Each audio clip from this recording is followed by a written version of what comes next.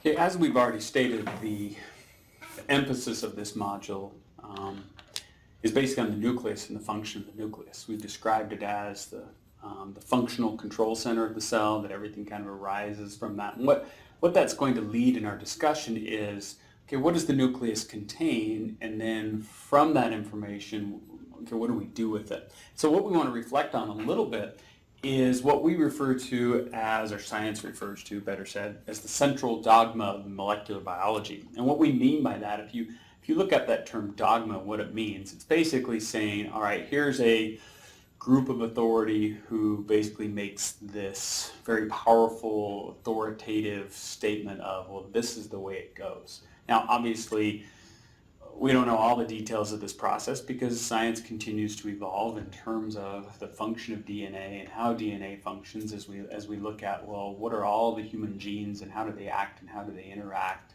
Because there's things that have been discovered over time. One of the biggest information gathering projects that's taken place in the last number of lifetimes, centuries, is the Human Genome Project, where this process of going through and sequencing the human genetic code and looking at, okay, we may have the sequence, but we're not 100% sure what this sequence does or this sequence does, or how does this sequence interact with this sequence, because it was always thought that, okay, here's a sequence of DNA and it's going to produce a particular protein, that there was this one-to-one relationship between this segment and this product.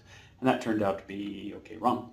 But what we currently do know is the fact that we can take the instruction manual of the body, the DNA, and from it we can create a copy that can go then out away from the nucleus into the cytoplasm, and from it we can produce functional proteins.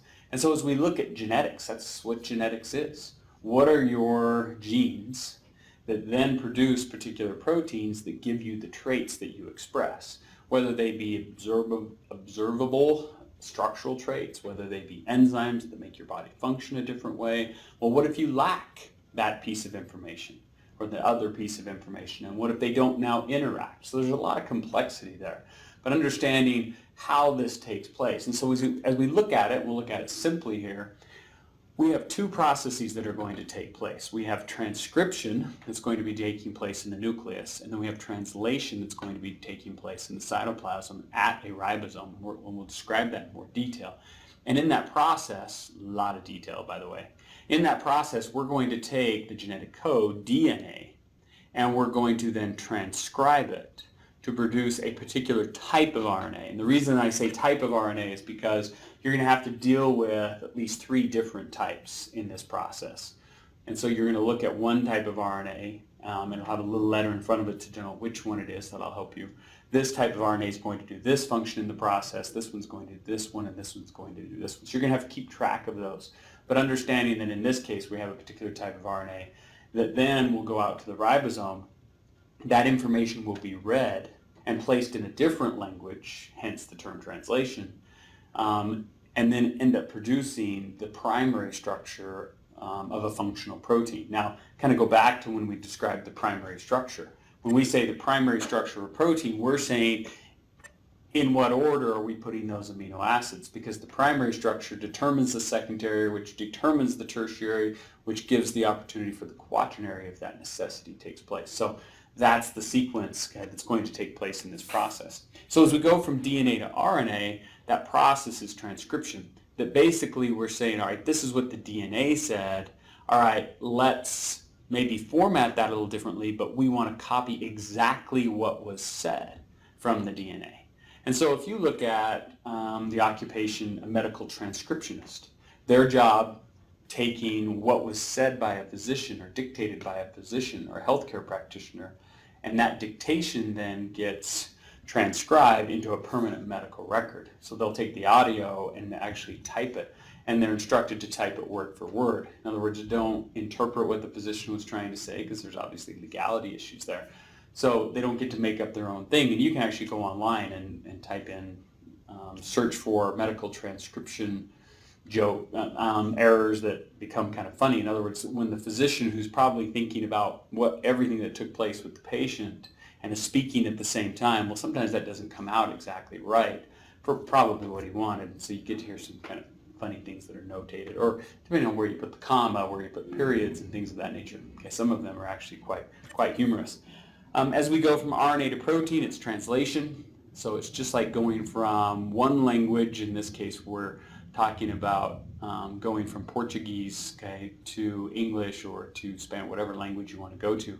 So we're going to go from basically nucleic acid language, because in transcription we went nucleic acid to nucleic acid, just a different nucleic acid.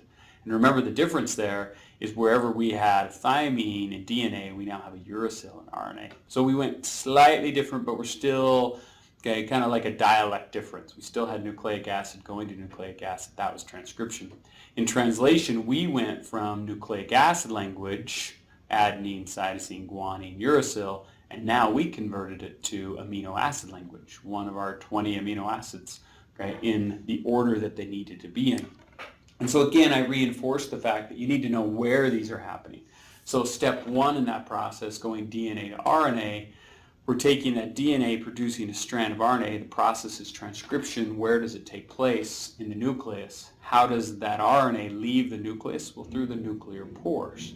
But the membrane of the nucleus, remember, is different than our cell membrane. Our cell membrane is just a lipid bilayer.